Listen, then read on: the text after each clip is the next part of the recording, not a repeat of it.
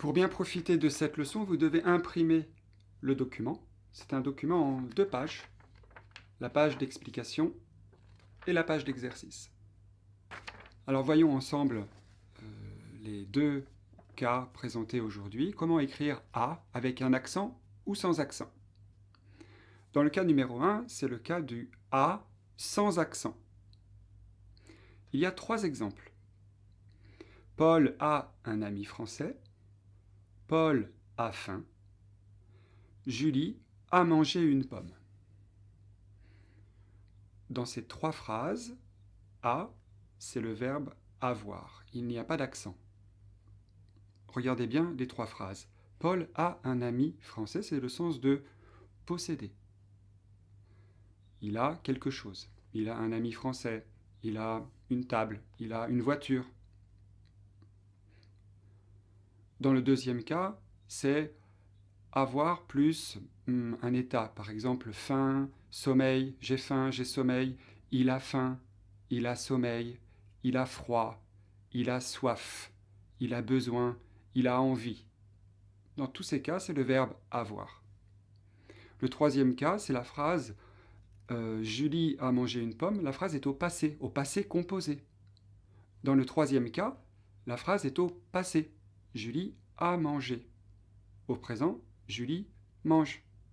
C'est donc encore le verbe avoir.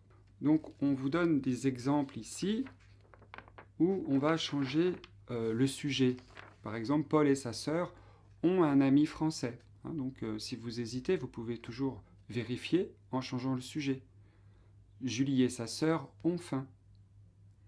Julie et son frère ont mangé une pomme. On peut aussi conjuguer le verbe à un autre temps. Paul avait un ami français. Julie aura faim. Julie avait mangé une pomme. Vous voyez, la forme de a, parce que c'est le verbe avoir, va changer dès lors qu'on change le sujet ou le temps. Il s'agit bien d'un verbe. Maintenant, voyons le a avec un accent.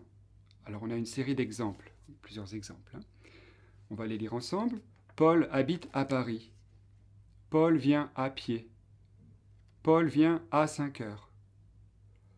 Ce livre est à 10 €. Ce livre est à moi.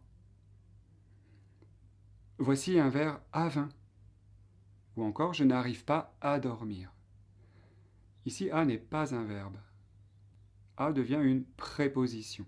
Et une préposition, qu'est-ce que c'est? Eh bien, c'est un petit mot qui est placé avant un nom, avant un pronom, avant un verbe à l'infinitif. Et cette préposition, elle a un sens. Ça signifie quelque chose. Par exemple, quand on dit Jean travaille à Marseille, à va exprimer le lieu, suivi du lieu. À Marseille, Marseille c'est un lieu. Jean vient à vélo, à est suivi du moyen. Quand on dit Jean vient à 8 heures, à est suivi de l'heure, du temps. Quand on dit ce vêtement est à 15 €, à est suivi d'un prix. C'est à 10 €, c'est à 15 €, c'est un prix. Quand on dit ce vêtement est à toi, à est suivi du bénéficiaire.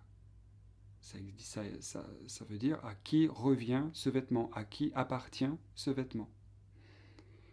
Quand on dit voici un couteau à fromage, à est suivi de la fonction. C'est un couteau, mais il sert à quelque chose. Il sert à couper du fromage. C'est un couteau à fromage. Ou encore, à est suivi d'un verbe à l'infinitif. Par exemple, je commence à manger. Je commence à faire mes devoirs. Peut-être que vous commencez à comprendre.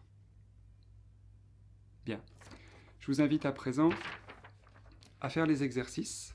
Il suffit de compléter par a avec un accent ou sans accent. Les réponses sont sur le site. À bientôt!